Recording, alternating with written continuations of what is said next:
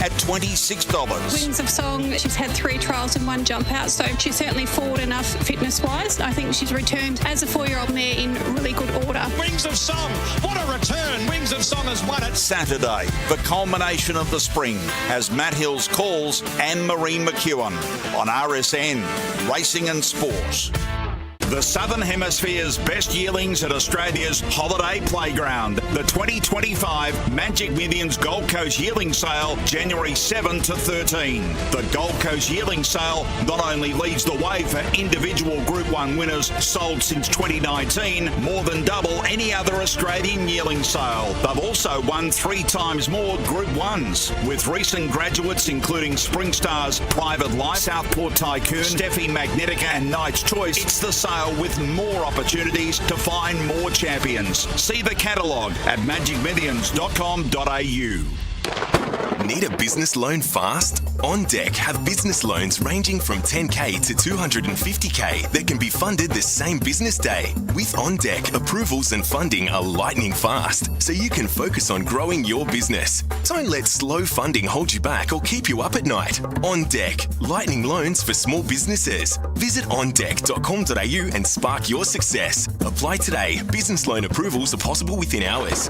T's and C's apply. All loans are subject to lender approval. On RSN Racing and Sport, it's time for the grey areas with Jason Adams and George Ferrugia. The kid was a human dynamo. Are you sure you're talking about George? George of the jungle, friend to you and me.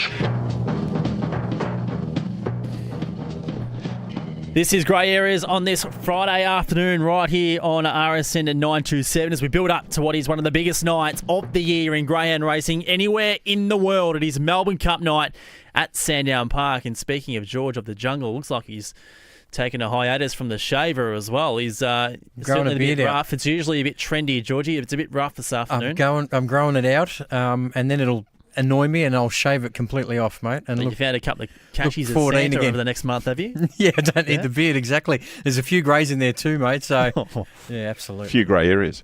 Few grey areas, Some absolutely. would say. I tell you what, he's on fire again, John, today. So we've got a big show. What a great race tomorrow night, mate. Buckle up. Great race, great night, and the support card as well. And we know throughout a number of these big races throughout the year, George, and it's sort of littered out to Sydney with the $1 Million Chase. There's a lot of support events that make it just a great night of racing. Yeah. I guess last week we had the best of the best from a Melbourne Cup Heats point of view, from the stayers with the Bold Trease, but it's a bit of a different take tomorrow night. I mean, you do still have those what's seen as consolations with the Cup Night Sprint and Cup Night Stays, but you've got your Maidens, Super Vic Greys, plenty to look forward to, and what's an action-packed card. Yeah, it is. I mean, the Cup Night Sprint's always really very, very strong. And there have been times, Jason, where they've run quicker than the actual Cup itself. And that could be the case this year. I mean, we've got Excavation, we've got Blue Camaro, Smooth Plane, Vincent Bale, Good Odds Cobber, Grand Tour. I mean, it's a terrific race. So really looking forward to that one. That's race 7 on the program at 8:47 for those interested.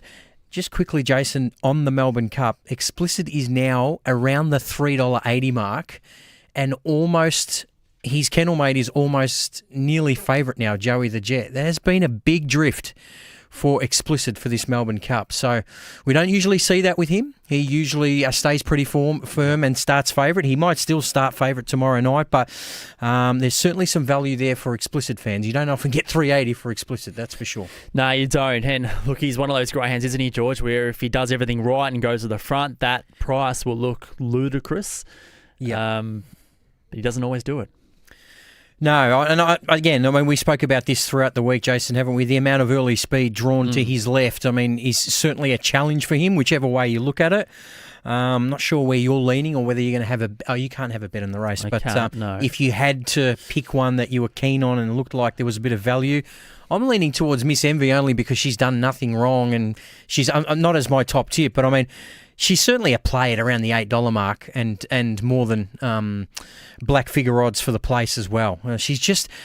I went back to watch that replay against Matt Locke and she really just blew him away on that corner, didn't she? I mean, she's a special and she talent. just handles herself so well. It's like she has a body width between her and another greyhound, which helps her avoid all that drama. Yeah.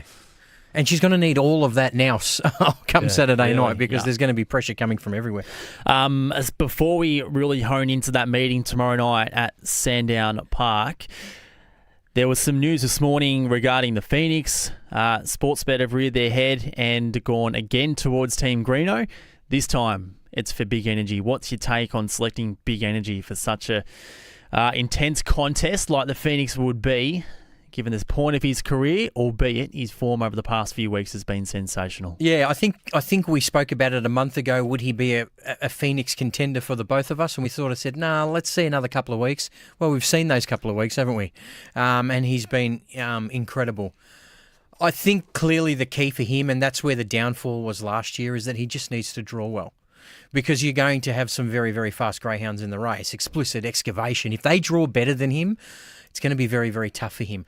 Does he go as well at the Meadows as he does at Sandown is the other question, I suppose. He's got a good PB I guess there. in his defence, he hasn't been exposed to the Meadows No. as much as he has Sandown. No, but that might be a disadvantage in the sense that he's so experienced around Sandown Park. But no, I think it's a great choice. They've obviously got a great rapport with the Greeno family who had Wow She's Fast for all those years and they want it to continue. So it makes sense from that point of view. And listen, Jace, if he draws 1 or 2 in that race in his current form, even if he finishes unplaced in the Melbourne Cup from the draw, you're willing to put a line through it almost, and then hopefully you can draw well. Huge box draw for a greyhound like Big Energy. Yeah, enormous. I'd probably wait and pick one that's more on the up. I'm not sure the Phoenix is a race that's going to suit a veteran as such.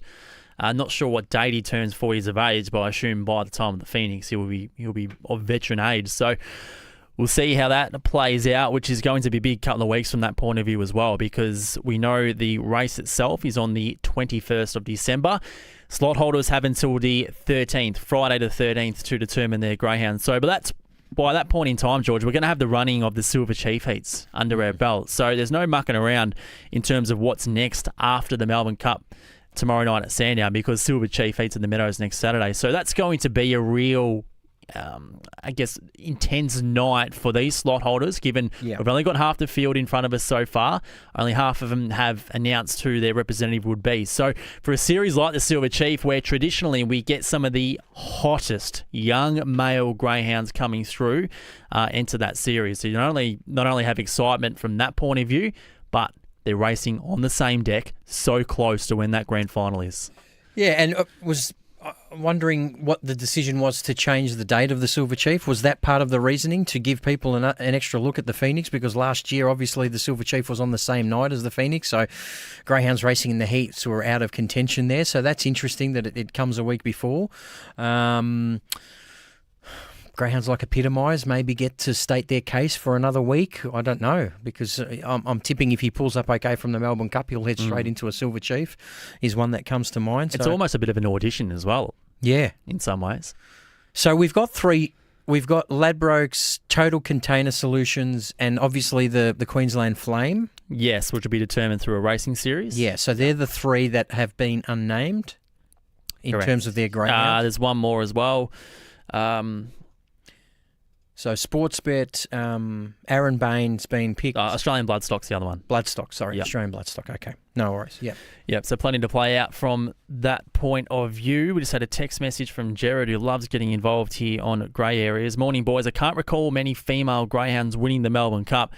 Great show, and you're spot on, Jared, because the last time it happened was 12 years ago with Got a Moment back in 2012. But prior to that, George, I'm just about to get up the honour roll. Classic Capri for 2001, correct, for Judy Haley. Judy Haley at big odds from box 5, I believe. Betty's Angel, 2006. Betty's Angel quinelled the race with her sister, Miss Minnie Mouse. Incredible that day.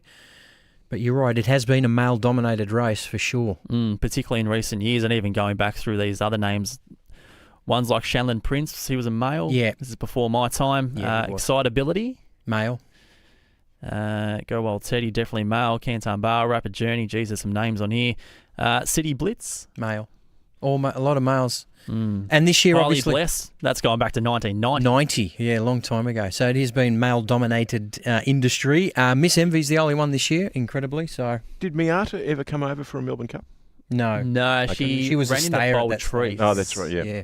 2 years in a row, I reckon, George. She was Yeah. beaten in 2012 and then defeated Jethro in 2013. Yeah, and beaten in a Sandown Cup as well at a Yeah, short never won price. one. Yeah. Emma Bale, both years. Yeah. In what was her last career start, Miata, in that second Yeah. Sandown Cup. Look, the female chasers have been unbelievable in the last couple of years, obviously. We've had Wow She's Fast and She's a Pearl, and we've had some unbelievable stayers with Fana Bale and Zylia Allen. So they have been dominant, but this year it's been the year of the boys, and Miss Envy's looking to wreck that party. And as I said, you interviewed Steve Shinners after the race, and he was beaming. I mean, he'd lived in Victoria a long time. I don't think he ever got a Melbourne Cup finalist. I think O'Behave got pretty close, who was He said there was one that got caught up in drama in a Yeah, it's in a heat that he O'Behave, made it yeah, through. who I believe is the grandmother of Miss Envy. So it would be a touching story for him to win. But, yeah, look, from box 5, it makes her task very tough. Yep, indeed it does. And speaking of those big races tomorrow night, let's start to get into them. The first of them will be the John Dillon Memorial. Georgie, first look at the quaddie, race 5, and this is some sort of race. I mean, Tim Zhu steps up to 600 for the first time. Hector Fawley's back over the distance, which everyone would consider his bread and butter. Zipping Kai won the Hume Cup, and here she is drawn awkwardly in a race like this. This is a cracker. Succeed, X Factor, Ethanol Volume, X Factor, top race.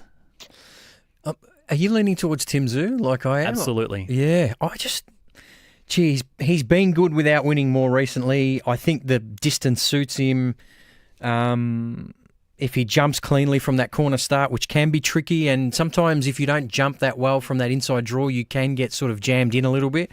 He's a big boy. He'll be able to bustle his way through. He's a terrific chaser.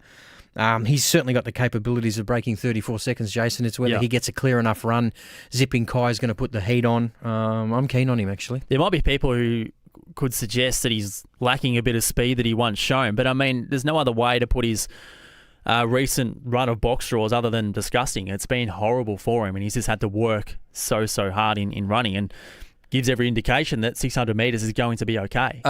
It might sound silly, but a 5:10 from box 8 probably equates to a 5:05 from box 1. If you can sort of find your way across and you get under the fence and be able to rail a bit better instead of being camped out wide. I know you're sort of going in a straight line, but you don't see too. You have to run low 5 seconds from a wide draw to cross those greyhounds on your inside. So, yeah, look, he did go 5:10 4 starts ago. He got beaten by Hector Fawley, had no luck from box 8. So he's got a terrific record from inside draws too, Jace. So he's $2.50 favourite, which is probably on the short side for a greyhound having his first 5.95. I've got no concerns about whether he's going to run out the distance. I think it's just staying out of trouble early from those boxes, corner start. If he handles all those things, despite the unbelievable field that he's against, I think he's a big chance. Are we not putting enough attention on Hector? Back up to a distance, which is his bread and butter. He has dominated this distance at this track for over a year. Terrific record. He's won 8 out of 10 this track and distance. I think we always give respect to Hector Fawley because we have to, because he's a star. It's just he's got a quick beginner on his inside. Where he positions on that first corner is the only tricky part. But if he happens to get clear running, I'd love to see a match race where Tim Zhu and Hector Fawley are going head-to-head down the back. That would be awesome. Oh my. So Ethanol Volume in 3, we haven't spoken about. I mean, he's good over 600 metres too, but the thing is, George, as we know, he loves to race in that mid to wide part of the track, so that's another advantage for Tim Zhu, and exactly the reason why he will start favourite in that John Dillon Memorial Race 5. Race 6 is the Cup Night Stayers, which is like the Cup Night Sprint, essentially the consolation in theory for the Bold Trease, and it's probably not the deepest field I've seen, but there's a lot of concentration put on Lethal Sniper, given the reputation he carried into this Bold Trease series. Yeah, look, and his overall time was 42.24, so you know he's going to have to go quicker. So there's always two trains of thought, isn't there, Jace, that the second up run, they're a little bit flat over 700 metres where, you know, you see some greyhounds running 41.80 and then they fail to break 42 because it really took a little bit out of them, or whether he will get heaps out of the run, Jace, and break 42 seconds, which we clearly know he has the ability to do so. So a big watch on him. I think, reiterate, if he shows his best, is a chance. Don't like where Shake and Bake is drawn. We haven't seen too much from She Is Fire, but clearly on her best, she's scratched, so I can see. Oh, it's scratched, is it? Which mustn't have happened too long ago. So she comes out, which changes the race because she held a pretty big key in terms of an early pace point of view. Yeah, that sort of helps shake and bake a little bit, hopefully. But I think Lethal Sniper is the fastest greyhound in the race, and if he runs it out better than he did last week, I think he'll be very hard to beat. All right, approaching the boxes at Hillsville. After that, we'll get into the Cup Night Sprint, where I can see the Good Odds Cobbers come out as well, George. And he has just had a few weeks to forget, I think, because he drew 6 in the Top Gun. He drew 7 in a Melbourne Cup Prelude, which he performed really well.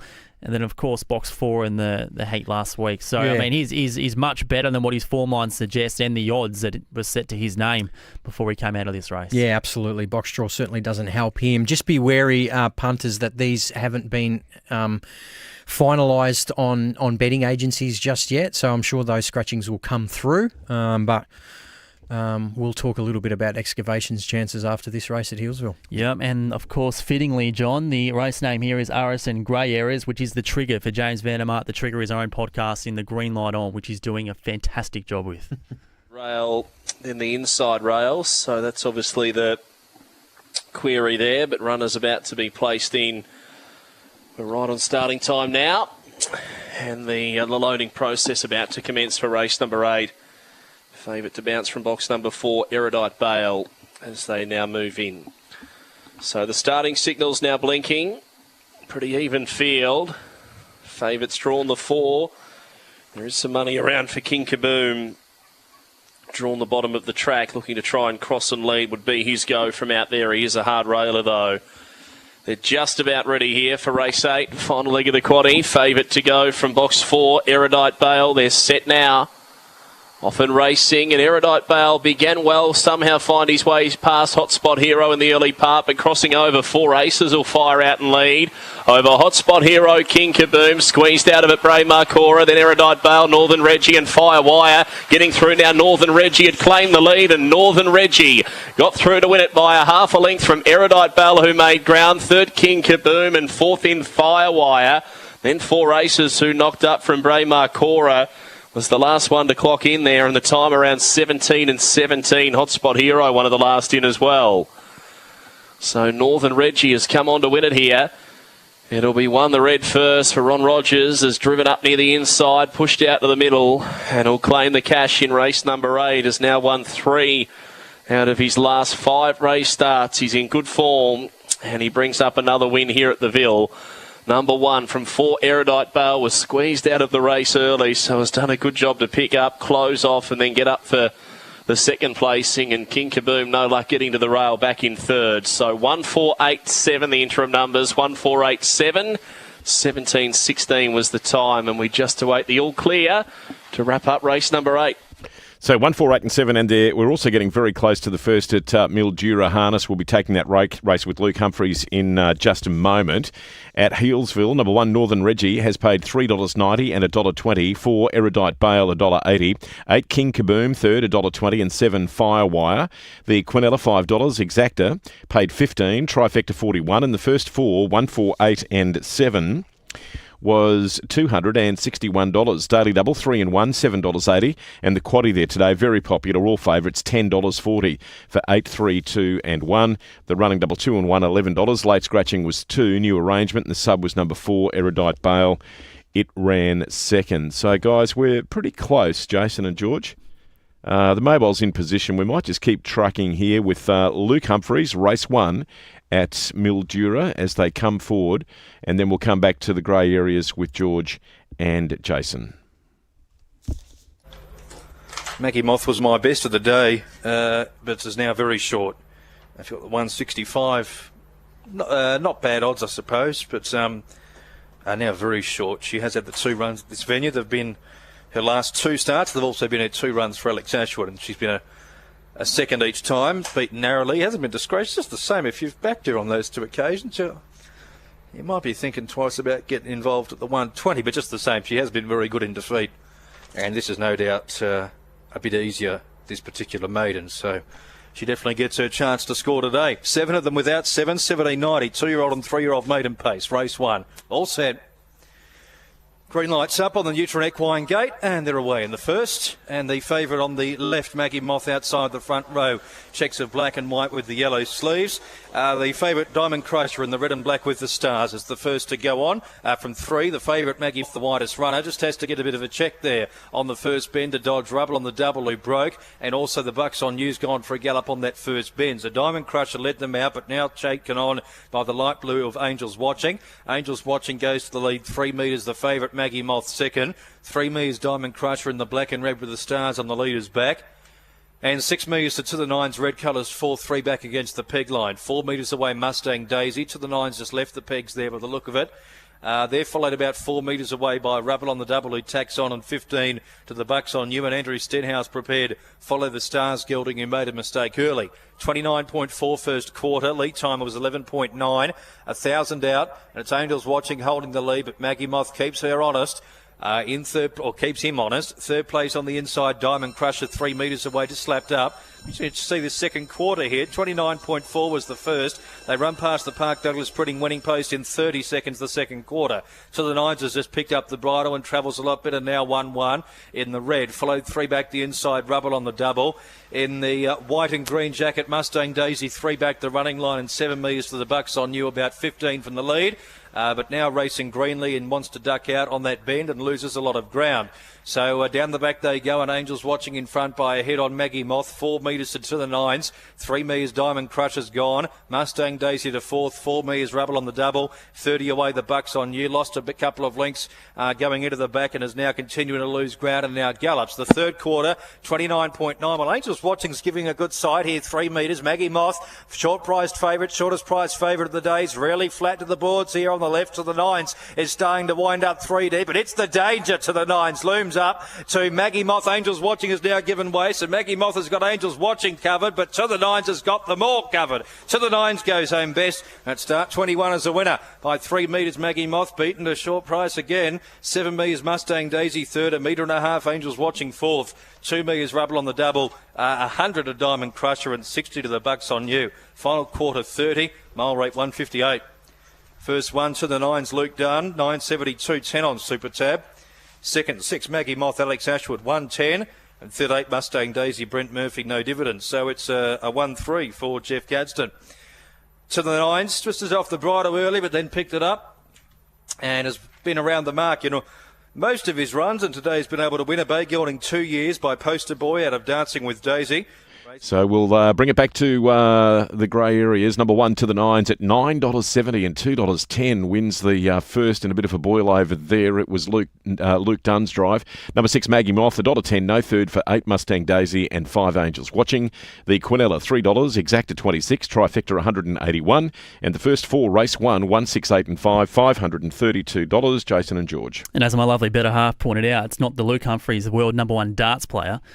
He's equally as talented. He'll be back for race number 2 at Mildura. Georgie, the Cup Night Sprints, we spoke about it briefly before going to Jim at Hillsville. I mean, if this field lined up in a Melbourne Cup final, you wouldn't look twice. You wouldn't. No, it's deep. Excavation, Top Gun winner, Blue Camaro, Smooth Playing, Vincent Bale, Grand Tourer, Mapunga Tully, Ollie Bale. This is a great field. Who do you think wins it? Yeah, and obviously with good odds cover coming off, Deadly Avenger or Stormy Day get in. So Stormy Day went $4.99 last week, and Deadly Avenger obviously $29.07 2 starts ago. It's really hard to go past Excavation, Jace. There's a pardon me, an interesting speed battle with Mapunga Tully and Excavation, because she went 5 dead, $29.06, but if you put it into perspective of the case that she's had 25 starts and won 64,000, and he's had 30 starts and won nearly 400, I think that shows. Is it fair to say she's hit or miss, or is that too harsh given the challenge that was in front of her last week? Yeah, I think she can be a little bit hit or miss. I mean, she finished 6th at Geelong off box 1 before that, where she just sort of went blandish. She's a very, very fast greyhound, but if the heat's on and there's a speed battle, I think Excavation just beats it, doesn't he? So this will probably be, the last time we see him until Phoenix night, and 2:30. I'm willing to jump on. I've done one of my famous multis with Excavation, mate. We'll speak about that later. Okay. All right. I think Excavation is going to win that, and of course, as you said, heads towards the Phoenix after this, representing Aaron Bain Racing and also Summit Bloodstock. I think Grand Tour is a good value option. given he's drawn box 7, that's a great place for him to be. Race 8 will be the Bold Trease. We spoke about this on Wednesday. Who will you be tipping? Yeah, I think Black Silencer is tough to beat, but as I've said all week, I'm going to have a bit of a play on Ella's Babe because she continually drifts, and there's a little bit of early speed in this race, and if it sets up for her, and we've seen this in Bold Trees in the past, Jace, there's one big swooper right at the end that can come and take them on. I know these greyhounds are probably a little bit more legitimate than years gone past where they're pretty good chasers, so they might not give an inch to the back markers, but that's where I'll play Ella's Babe because I just think she'll just drop out and have a last crack at them, but it's a very, very tough race. Yeah, it's a tough race. I lean towards Black Silencer. I mean, Canyon Class is going to get out and go. His splits last week was sensational. Ethanol Water, we saw a different side to her. I was going to say, clearly the dark horse in the race, Ethanol Water, I reckon. Yeah. I mean, she's got a good enough PB to be really really competitive here. Shopping at around the $6 mark, so she'll have her suitors. Yep. Pass Mark, underrated, as always. If he won, no one would fall over and everyone would still say, gee whiz, that boy's underrated. Kenya Amy's got a point to prove after being disappointing last week. So that's the way the Group 1 Bold Trease looks for the stays. And, of course, many of these, George, will probably end up going towards the Sale Cup over the next few weeks, which without doubt will be a great, great series. I know we say it every year where there's a Sale Cup where it's going to be fantastic, but that's because we get those flying 600-metre greyhounds who have a crack at Sale. So it's the perfect distance where we get two greyhounds over varying distances clash. And I think we get that in the Hume Cup as well, don't we, where we get stayers coming down and sprinters going up in distance, and we get a cracker of a series as well. Yep. Before we get to race 10, which is, of course, the Melbourne Cup, race 9's a free-for-all. This is, again, the George Ferrugia show with Mackinaw Peach jumping from box 6. Tough assignment with Flying Zulu on her outside. Yeah, look, and the two greyhounds drawn 1 and 2 are probably the top tips, really. If Flying Zulu does find a bit of trouble, I'm a Mustang racing well, and I think we've mentioned Warm Cockles on this show a few times. I think at his best, he's a very fast greyhound. Terrific PB of 29.19. He can split well, Jace. Solid record from inside draws. Stormy Day, if it doesn't get a run in the Cup Night Sprint, will add some early speed to the race. It's a cracker. Just reading between the lines and the way the scratchings have happened, it looks like Stormy Day is likely to line up in that free-for-all. A deadly adventure into the Cup Night Sprint, but don't take that as fact. Wait until the finalisation of scratchings tomorrow morning. Then, of course, the race that we are all holding our breath for. It is the Melbourne Cup Final for 2024. It is race 10. We spoke all about it on Wednesday. So if you want to go through each of those runner by runner, I refer you to Wednesday's edition of the show. But George, who do you think is going to win it? Look, I've gone epitomised, but with certainly no confidence. Yep. I reckon I've spoken to 5 or 6 trainers in the last 48 hours, Jason. Every single one of them have said to me, I can't really pick anything with confidence, and that is no word of a lie. And I think you can see that by the fact that 6 out of the 8 finalists are under double figures, Jace. Is Epitomise going to set up enough of a break? Is he faster than some of the other greyhounds is my question. Is he faster than Sunset Fraser over this distance? Probably not. Is he faster? You're talking over a full 500 over the full 500, yeah. I mean, but he's drawn so well, and I think he could. You don't need to be the fastest greyhound in this race. You just need to get the best run of the race. And from where he's boxed, and Joey the Jet's a very fast greyhound, so he won't make it easy. But from where he's boxed, he has an opportunity to find the fence and maybe set up a 2 or 3 length break, and that might be enough, Jace. Yeah. But certainly not betting with any confidence in this race. Yeah, I lean in the same direction. I mean, Buddy Manelli's the only one in this field that would stun me if he won the race. Yeah. I'd slightly be surprised if Sunset Frazier did. I anticipate he won't get away as well as what he did last week. And the rest, I mean, throw a blanket on them. It's they wouldn't make anyone fall over if they were to get the job done. So if you're in the area in Melbourne, I encourage everyone to get along to Sandown Park tomorrow night. There's a chance that one patron could go home with $1 million. For more information on the whole lot, head to dreamchasersfestival.com.au. And if you can't make it, make sure you're tuning in on racing.com. And in terms of Mother Nature, George, and the way the forecast looks, it's not great. When it comes to rain in races like this or throughout the whole card, do you change your mindset in any way? Not really. Not when we get up to this class, and I'm sure the track will be spot on. It depends how much rain too. Sometimes a little bit of rain makes the track even quicker. What's the temperature? Is it 25, 20? I think it's a bit lower than that, 22, somewhere around that mark. Yeah, because usually you get those hot nights where it rains a bit and the track's pretty quick. Usually when it absolutely pelts down, it can compact the track a bit, which means it does get a bit faster. But if you get sustained crap, so to speak, of light rain, it just sits on top. The forecast is for rain, not showers. Rain tomorrow. Okay. Yeah. During the day. Yeah. It's a bit of a I think shame. as a curator, they'd rather it come down rather than sort of hang around for hours on end. Yeah, look, they'll still run quick, no doubt about it. All right, Georgie, tips, where are we going? Because we're running out of time and John Henry's just hot on our tail. Okay. The free-for-all tonight at the Meadows is a ripper. Tell us which direction we're going. What a race. It is a cracking race. There's a couple that I like tonight before we mention that free-for-all. Race 7, number 2, Mahogany. Next champion racehorse as well. I think he's drawn well and I think will be hard to beat for Kayla Cottrell. Race 7, number 2. I'm also going to have a play on race 1, number 7 in the final, Crackerjack Tonk.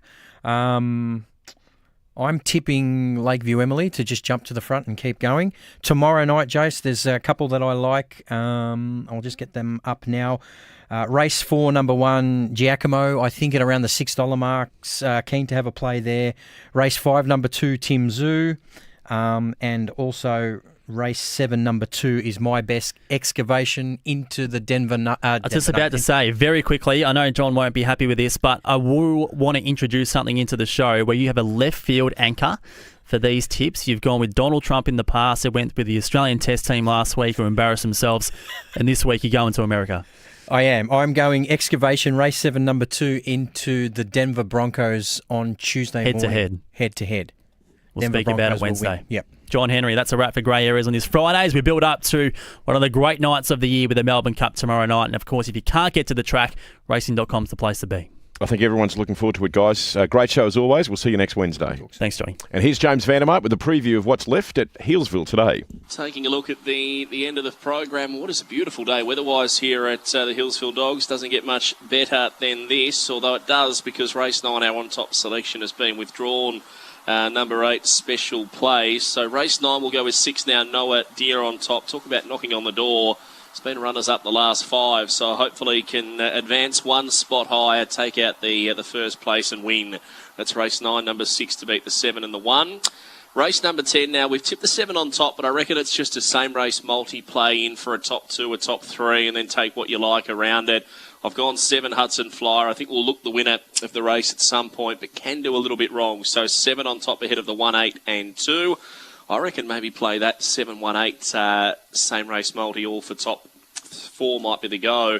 Race 11, tipping 2 Parwin Star, heavily back when placed last week, can run well. 2 to beat 3, 4 and 6. And race 12, reckon this could just about be the best bet of the meeting. Number 7, Raging Elsa, wants up the track, drew wide, looks a nice each-way chance. 7 is a bit of an each-way special to beat the 2, 1 and 3.